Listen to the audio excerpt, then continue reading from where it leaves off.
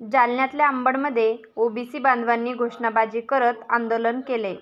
नाशिकमध्ये लोकसभेसाठी छगन भुजबळ आधी तयार नव्हते, मात्र पक्षांनी सांगितल्यानंतर भुजबळांनी होकार कळवला होता।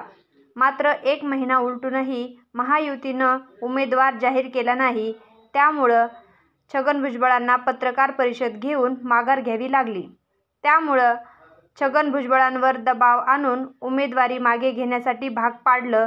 त्यांच्या निषेधार्थ अंबडमधील महात्मा फुले चौकात ओबीसी बांधवांनी घोषणाबाजी करत आंदोलन केलंय आणि येणाऱ्या काळात जशास तसं उत्तर देऊ असा इशारा भुजबळ समर्थकांनी दिलाय।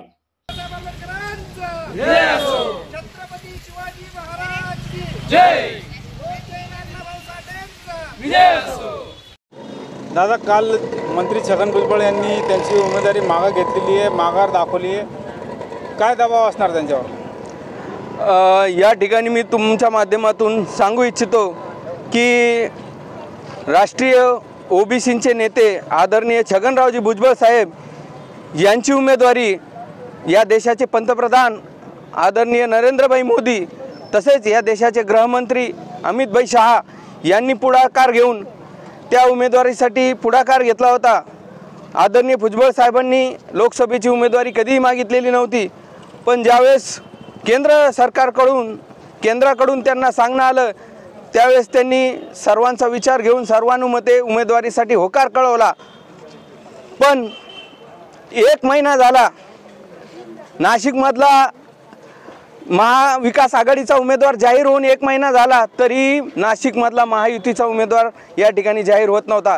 केंद्राकडून ग्रीन सिग्नल होता, तरी नेमका कोणता दबाव या ठिकाणी होता, त्यामुळे साहेबांना प्रस्थापितांच्या त्या दबावाला त्या ठिकाणी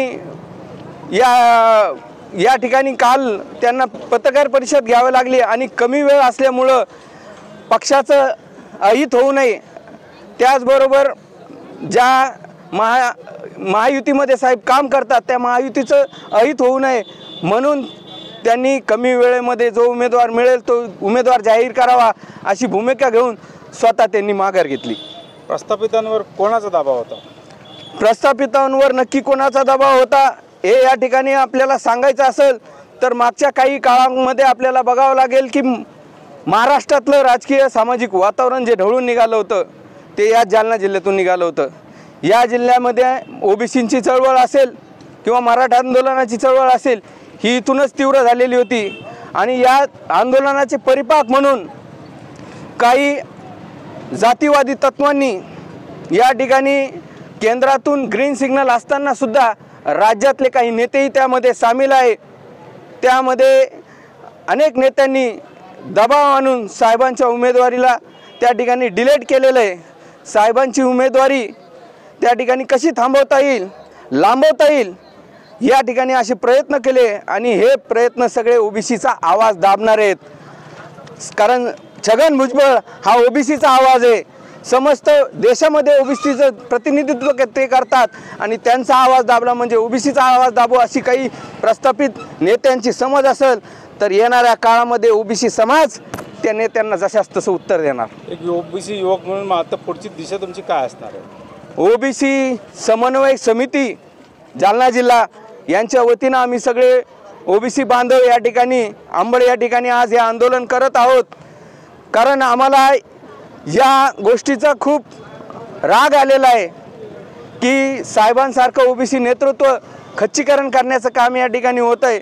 म्हणून येणाऱ्या काळात साहेबांनी काल जी भूमिका जाहीर केली की आपलं लोकसभेचं नामांकन मी भरणार नाही अशी त्यांनी जाहीर केलेली भूमिका, येणाऱ्या काळात आम्ही साहेबांच्या प्रत्येक भूमिकेकडे डोळे लावून बघत आहोत। साहेब आम्हाला जो आदेश देतील तो आदेश आम्ही पाळणार आणि साहेबांनी दिलेल्या आदेशाप्रमाणेच येणाऱ्या लोकसभेत आणि येणाऱ्या विधानसभेत ओबीसी काम करणार आणि मतदान सुद्धा करणार। काय नाव तुमचं? माझं नाव रवींद्र साहेबराव खरात, मी जालना जिल्हा ओबीसी समन्वयक समितीमध्ये समन्वयक म्हणून काम करतो।